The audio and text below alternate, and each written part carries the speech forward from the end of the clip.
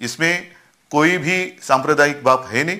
100 से भी ज्यादा लोगों को हमने गिरफ्तार किया है, जिनको 30 अप्रैल तक पुलिस कस्टडी मिली है, पुलिस की हिरासत में है। इसमें 5 जो इनके मुखिया थे वो भी आज कस्टडी में है, और 100-150 जितने भी हो, जो भी लोग इसमें शामिल होने की संभावना है, उनकी तलाश जारी है। हम लोग प्रयास करेंगे कि सबको एक साथ लेकर के महाराष्ट्र सरकार को घेरेंगे, कूच करेंगे और कार्रवाई की मांग करेंगे, नहीं तो जबरदस्त वहां आंदोलन करेंगे, सरकार के खिलाफ आंदोलन चलाएंगे।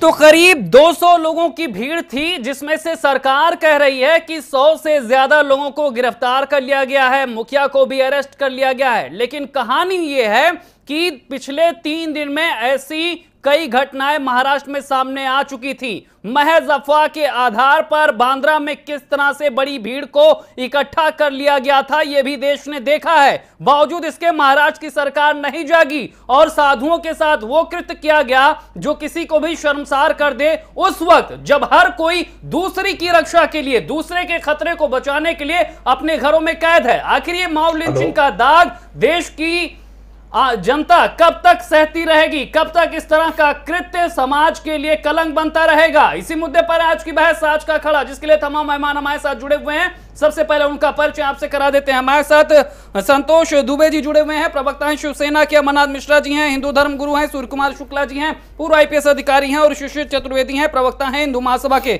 शुरुआत करेंगे और संतोष दुबे जी आपके पास ही आएंगे। सरकार कह रही है कि कार्रवाई हो रही और सख्त कार्रवाई होगी, आदित्य ठाकरे भी कह रहे हैं कार्रवाई होगी, पर सवाल यह है कि पुलिस के सामने 3 की पीट कर हत्या कर दी गई, वो भी उस वक्त जब संजीदगी सरकार की सबसे ज्यादा होनी चाहिए थी।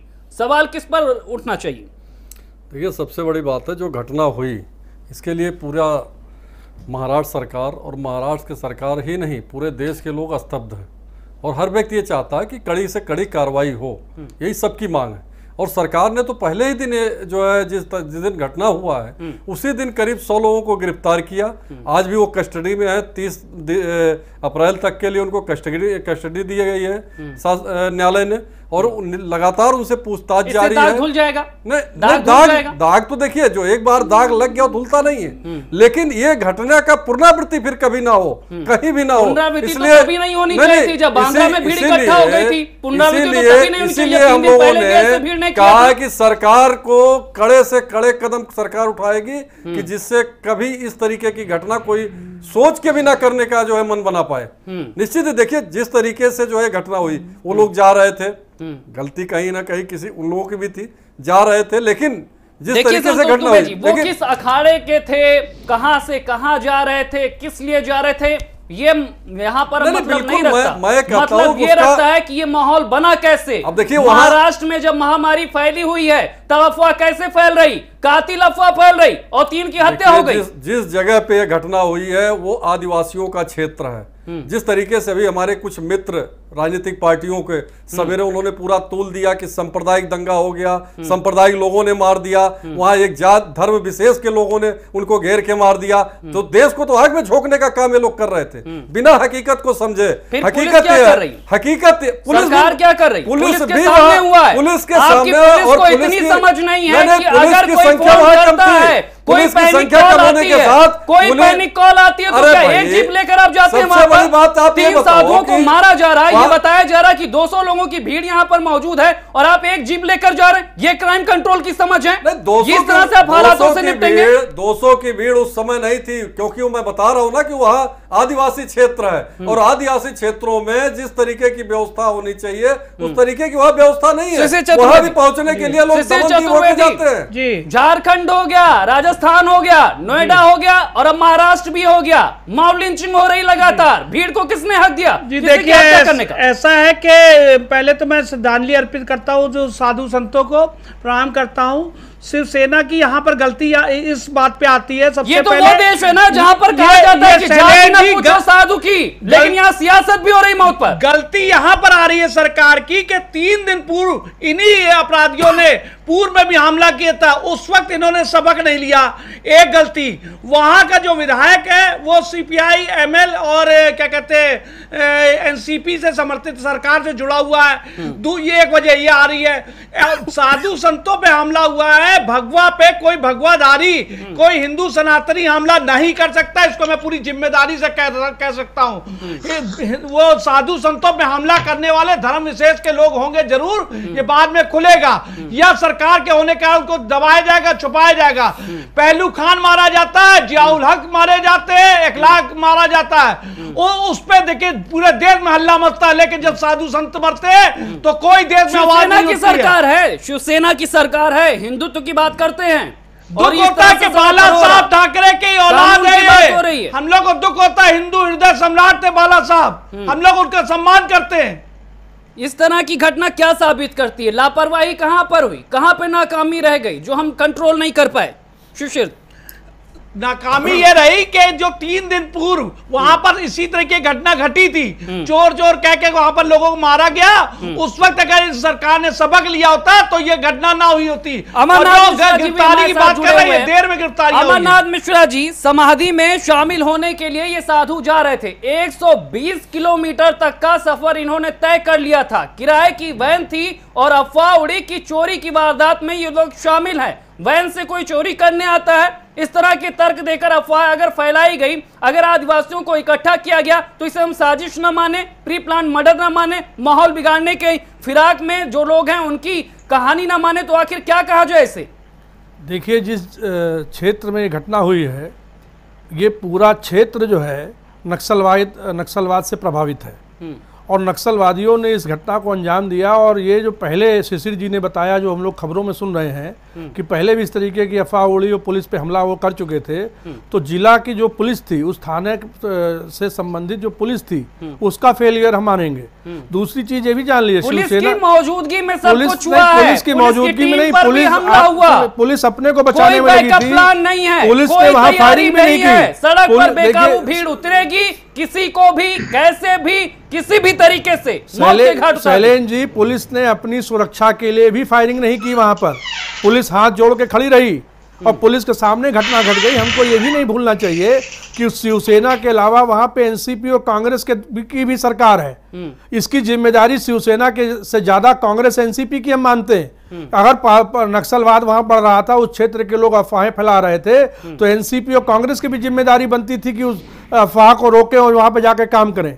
और ये बहुत जघन्य अपराध हुआ है। तो हम अखाड़ा परिषद के फौरी तौर पर आप इसे किसकी लापरवाही मानते हैं? अगर इस तरह के दौर में, इस समय में अगर इस तरह की घटना होती है तो ये कहां पर किसकी चूक है? देखिए, ये चूक तो स्थानीय प्रशासन की हम मानते हैं।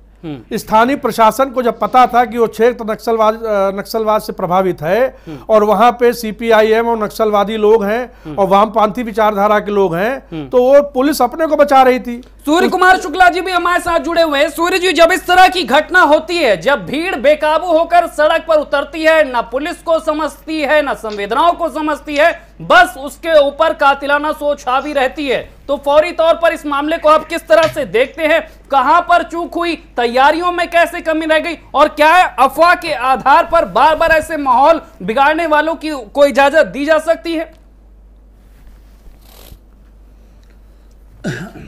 शैलेंद्र जी, ये इस तरह का पूरे देश में लॉकडाउन चल रहा है, सोशल डिस्टेंसिंग चल रही है, ऐसी हालत में इतनी भीड़ इकट्ठा हो जाए, ये स्वयं में बहुत बड़ा प्रश्न चिन्ह है हमारी सारे कार्य प्रणाली पर।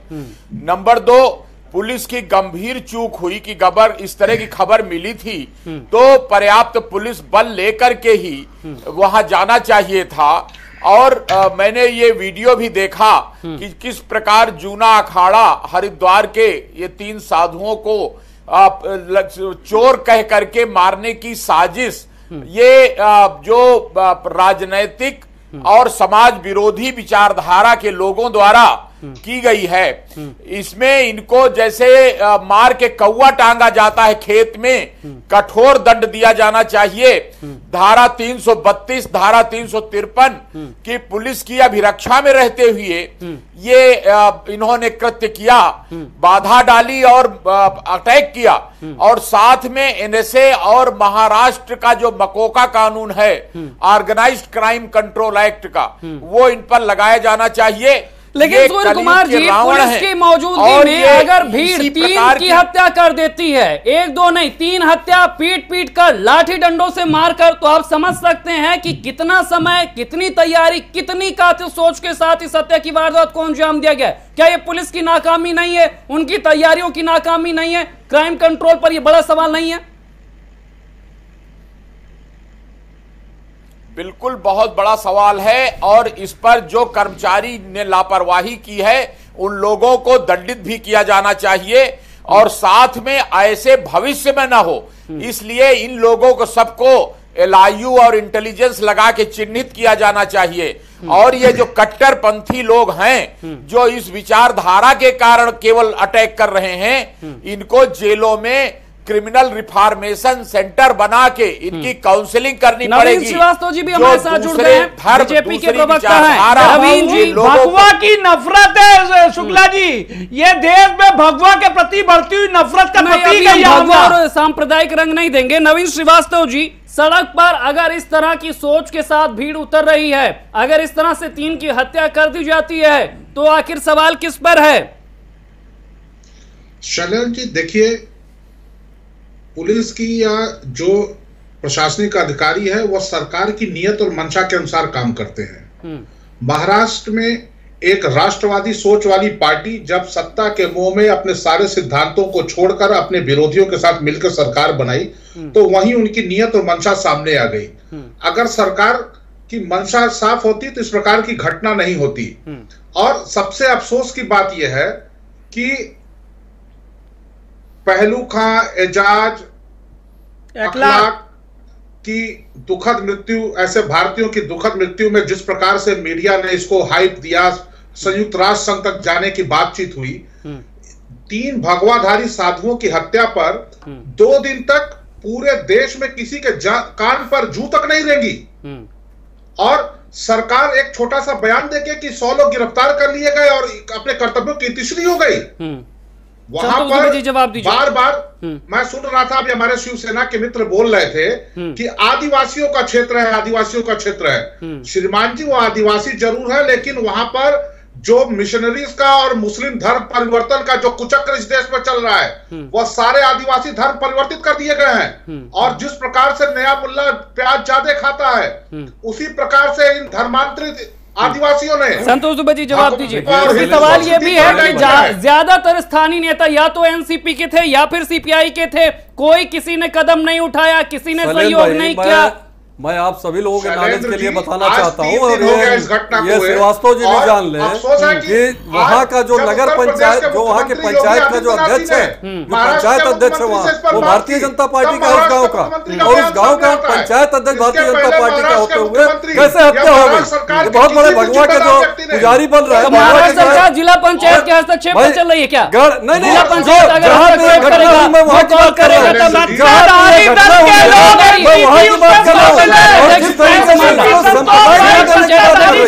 सिर्फ सांप्रदायिक रंग देने की बात हो रही है, और सांप्रदायिक रंग देना इस देश में राजनीति मत करिए। हत्या हुई है, उसकी जांच हो रही है, उनको कठोर कार्रवाई होगी उनके खिलाफ, उसमें कोई छोड़ा नहीं जाएगा, लेकिन उसको राजनीतिक राजनीतिक चश्मा भारतीय जनता पार्टी को इस तरीके का माहौल तुरंत तो राजनीतिक चश्मा लगा लेते हैं। अरे भाई, नाकामी क्यों नहीं हुई? नाकामी नहीं हुई? कोई वैन से आके चोरी कर रहा है, इस तरह के अफवाह फैलाना इतना आसान है क्या? इस तरह से 200 लोगों की भीड़ इकट्ठा कर लेना क्या इतना आसान है? ये जो भीड़ आई है, आप कह रहे हैं आदिवासी है, आदिवासियों तक ये सूचना कैसे पहुंची? आदिवासियों तक ये सूचना कैसे पहुंची? क्या सूचना इतना मजबूत है? ज्यादा प्याज खाएंगे अपने राजनीतिक आग्रहों को संतुष्ट करने के लिए, इसी प्रकार से हिंदू संस्कृति पर आक्रमण कराएंगे और हिंदू और हिंदू संस्कृति पर आक्रमण होगा, उसको ये बचाव करेंगे। जब गिरफ्तारियां हो गई है गए थे। कौन लोग पकड़े गए? सरकार ने जब पकड़ लिया तो वो नाम जाने चाहिए। हमारी संतोष दुबे जी, जब महामारी ने सबसे ज्यादा असर महाराष्ट्र में छोड़ा है, जब जरूरत है कि वहां पर लॉकडाउन का सख्ती से पालन किया जाए, यानी कि कदम कदम पर पहरा होना चाहिए था, अफवाहों पर रोक होनी चाहिए थी, फिर आदिवासियों जिनके पास हम कहते हैं कि वो मुख्य धारा के लोग नहीं हैं, आप भी बार बार उसी को ढाल बनाने की कोशिश कर रहे हैं।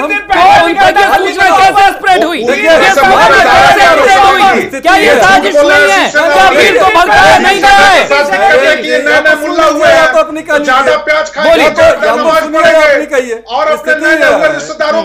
आदिवासी क्षेत्र है और आप देखे होंगे जहां पे भी लॉकडाउन है, गांव में लॉकडाउन है तो गांव में पूरी पलटन नहीं पीएससी की खड़ी गई है, 4 या 5 पुलिस वाले हर गांव में लगे हैं। उसी तरीके से वहां के इलाके में 4-5 पुलिस वाले लगे थे और उन लोगों ने बचाने का प्रयास किया, बचाने का प्रयास किया। तंत्र क्या है? अगर जब एकदम से भीड़ आ जाएगी तो 5 पुलिस वाले की अफवाह ना फैले, तैयारी क्या है?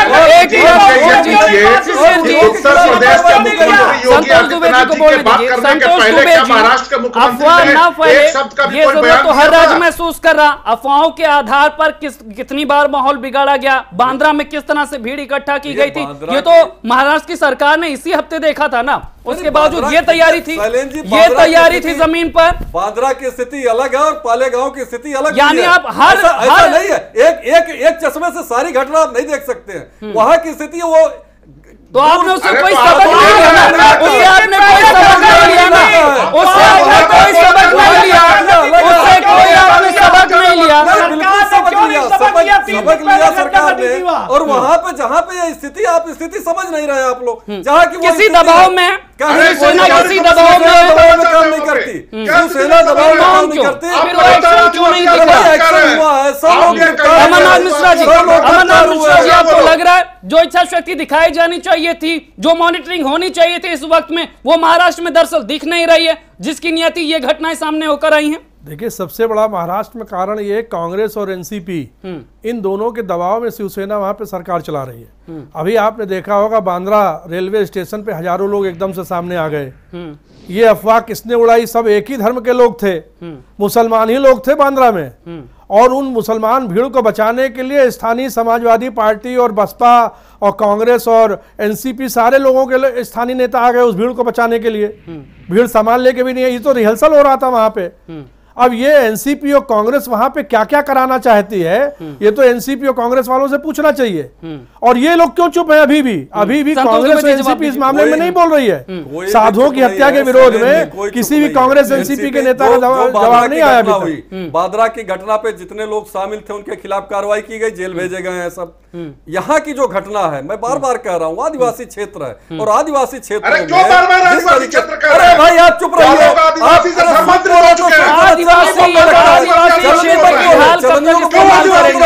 भारतीय जनता पार्टी के लोग राजनीतिक चश्मा उतार दें, अंधभक्त उतार के बात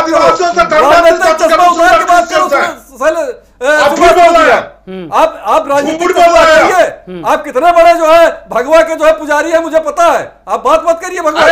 आप लोग जो है आग में झोंकने का काम करते हैं। देश आज शर्मसार है इस तरह की घटना के बाद। सूर्य कुमार शुक्ला जी, आपको क्या लगता है जब इस तरह की घटना सामने आ रही है, बार-बार सामने आ रही है, इन हालातों की परिणति है? सूर्य कुमार शुक्ला जी, ये हाँ भाई साहब, ये सीपीआई एमएल की जहां तक बात है, आप अच्छी तरह जानते हैं कि ये वही लोग हैं जो हिंसा में विश्वास रखते हैं और हिंसा के रास्ते से भारत की सरकार पर कब्जा करना चाहते हैं, जिनकी आदिवासियों में पैठ है, जो आदिवासियों के रहनुमा बनते हैं, जिनकी आदिवासियों में पैठ है, यही नक्सलवाद को बढ़ावा दे रहे हैं। इनकी जड़ से खात्मा करने के लिए जरूरी है कि जो सीपीआई एमएल ये पार्टी के समर्थक है, मददगार हैं, ये सबसे बड़े जिम्मेदार हैं जो भड़काते हैं आदिवासियों को। इसलिए सबसे पहले इनकी गिरफ्तारियां करके और इन पर एनएसए लगाना चाहिए। ये विचारधारा ही खतरनाक है जो डेमोक्रेसी में विश्वास नहीं रखती। ये लोकतंत्र के दुश्मन है और सोशल मीडिया के माध्यम से ये जहर फैला रहे हैं। इन पे नजर रखने के लिए सरकार को और प्रयास करना चाहिए। इनको बताना पड़ेगा कि ये लोकतंत्र है जिसमें हिंसा के कोई स्थान नहीं है। मजहब नहीं सिखाता आपस में बैर रखना, ये इनको सिखाना पड़ेगा। नहीं, मजहब की बात धर्म के आधार पर मार काटी कराना नहीं है, लेकिन चूक यहाँ पर बड़ी हुई है। पुलिस की मौजूदगी में जिस तरह से हत्या की वारदात हुई संतोष दुबे जी, वो कहीं ना कहीं आपकी तैयारियों की, क्राइम कंट्रोल की समझ की और पुलिस की उपयोगिता पर भी बड़े सवाल खड़े कर रही है। देखिए शैलेंद्र जी, ना पुलिस की कोई उपयोगिता पे सवाल है और ना वहाँ की भौगोलिक स्थिति ऐसी थी। पुलिस कर्मियों को नहीं मालूम है, वो उस भौगोलिक स्थिति को नहीं समझते हैं। देखिए लॉकडाउन जो पूरे देश में चल रहा है, लॉकडाउन को जिम्मेदार नहीं, वो लॉकडाउन को जिम्मेदार नहीं ठहरा रहे। महाराष्ट्र में भी उसी तरीके से गाँव में लॉकडाउन की सुरक्षा और व्यवस्था की जा रही कि लोग सड़क पे ना निकले। तो 4-4, 5-5 पुलिस वाले, आज यूपी में क्या स्थिति है, 4-4, 5-5 पुलिस वाले ही गाँव में लगे हैं, पूरी पलटन नहीं भेजी गई है। लेकिन यह घटना दुर्भाग्यवश हो गई, दुर्भाग्यवश जो घटना हुई, अनायास हुई है। जी, दुर्भाग्यवश कोई प्लानिंग घटना नहीं, दुर्भाग्यवश हो गई, जिसको जो है रंग दिया जा रहा है। प्लानिंग नहीं दिख रही। देखिए, आपको लग रहा है कि ऐसे ही 200 लोग इकट्ठा हो गए। मैं एक बार बहुत शांतिपूर्वक तरीके से आपसे कह रहा हूं कि जब उसी जगह पे पालघर में जब 3 दिन पहले ऐसी तरह की घटना की, इन्होंने हमला किया, उससे सबक सरकार ने क्यों नहीं लिया? इसी पूरी बात को लेकर के आज मैंने अमित शाह जी को पत्र बकायदा लिखा है कि जल्द से इनको दोषियों पकड़ा जाए, उनके नाम घोषित किया जाए, इन पे फास्ट ट्रैक कोर्ट में मुकदमा चला के इनके फांसी के रास्ते का इनका रास्ता। नवीन श्रीवास्तव जी कहां पर खामी रह गई? कौन खामोश रह गया जिसकी वजह से वो खूंखार घटना सामने आई है, जिसकी वजह से आज देश शर्मिंदा है? शैलेंद्र जी, अगर शांति से लोग सुने तो मैं 2 मिनट, बहुत गंभीर चर्चा है, मैं बोलना चाहता हूं। देखिए, हमारे शिवसेना के मित्र बार बार इस चीज को कह रहे हैं कि आदिवासी। पहली चीज तो मैं ये बताना चाहता हूं कि वो लोग अब आदिवासी नहीं रह गए, उनका धर्मांतरण हो चुका है, नंबर 1। नंबर 2, संतोष जी बार बार ये कह रहे हैं कि गांव में 4-5 की संख्या में पुलिस वाले हैं। नवीन जी, देखिए, 4-5 की संख्या में पुलिस हो या